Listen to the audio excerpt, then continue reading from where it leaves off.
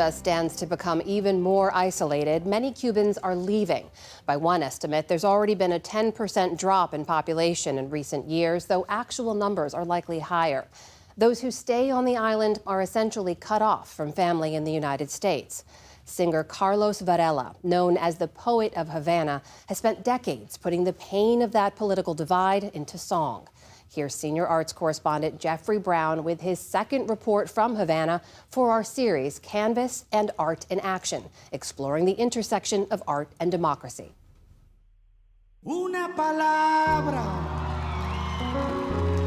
no dicen nada. One word says nothing, sings Carlos Varela, but at the same time, it hides everything.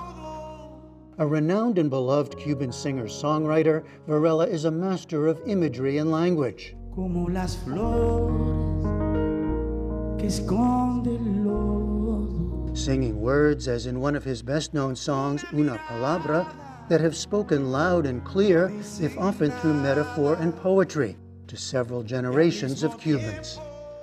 It's a mystery, but the power of words, the power of a verse, the power of a song, the power of a book, that's a blessing, because words can transform. They can reach your soul and your heart.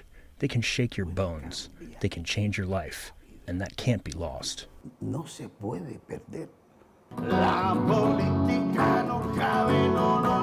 We recently joined Varela as he rehearsed at his Havana home studio and talked about his unusual life in music, a star in a country he loves but has often been at odds with.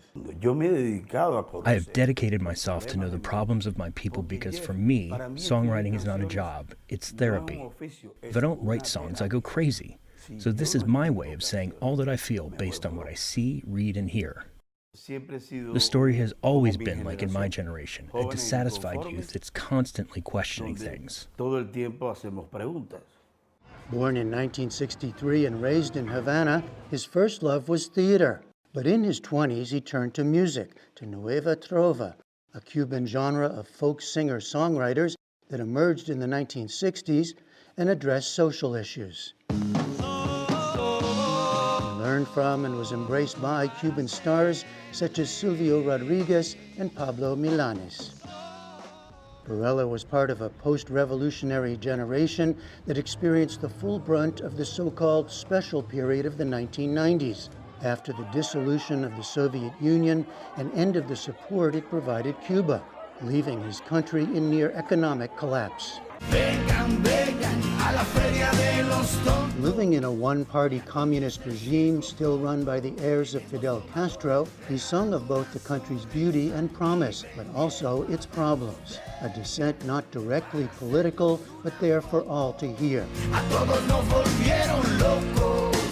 What really amazes me is that so many people find their voice through my songs. But to be honest, I did not write them with that purpose. So my songs almost always ask questions. No? Why? Till when? Why not? Do you see yourself as a political songwriter? No, I don't like politics, and I also don't like politicians. Politicians should all be on Animal Planet. But I do have societal concerns, therefore they are political. And that's why for 43 years I have written songs that make politicians uncomfortable, in Cuba and outside of it. I agree with Bob Dylan when he says he's not interested in spreading one message only. That's how I think. Through the years, Cuban authorities have regularly banned his music from the radio and kept him from performing. His last large public concert in 2022 came after mass protests a year earlier were quickly put down. At the concert, chants of freedom were heard in the audience.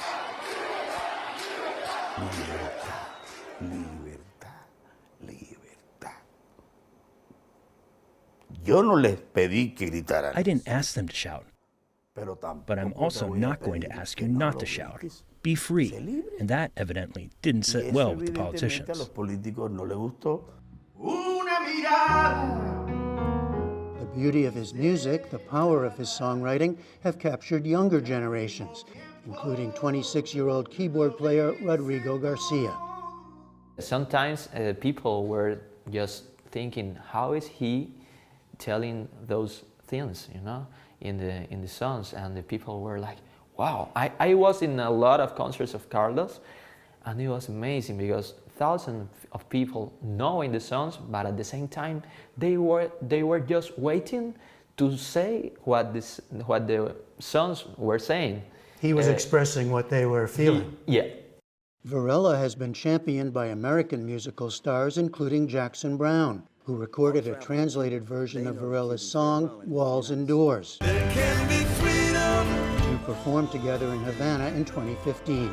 Unos hacen los muros.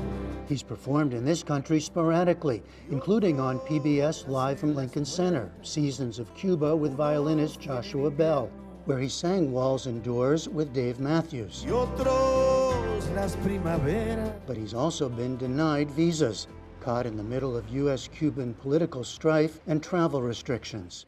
In 2009, guitar in hand, he even lobbied on Capitol Hill for more open relations. Today, he says this. While politicians can or can't come to an agreement, Cuban and U.S. artists and writers can achieve what the politicians haven't been able to in 60-something years. That's what Walls and Doors is about. And in my song, there's a verse that says, "And still the grandparents from both shores cast their bait, the blame, and the seed." And we all know that in these 60-something years, many people have profited from the industry of hatred to make money. The worst thing is that the people are the ones who pay for all the blame.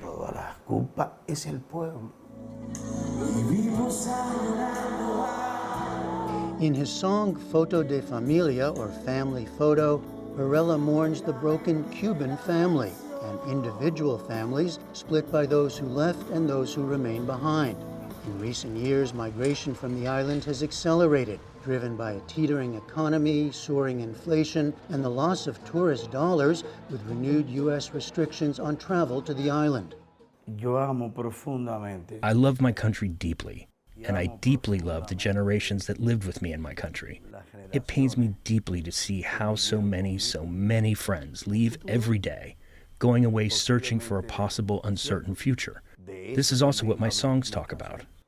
This could be a wonderful, prosperous country simply by opening the doors and opening the soul and the individual freedom of all Cubans to develop all their talent in their own land.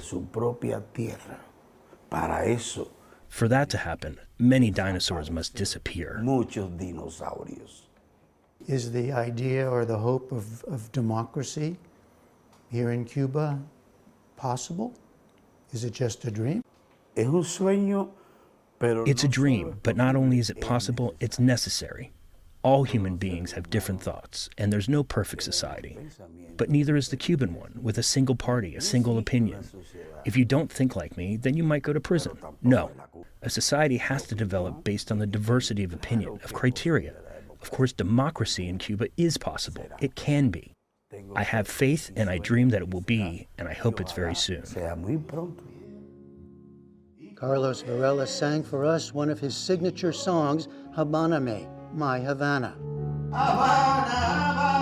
Havana, Havana, if only a song were enough to give you back everything that time took from you. Lo que el tiempo te quitó. For the PBS NewsHour, I'm Jeffrey Brown in Havana, Cuba. Si supieras el dolor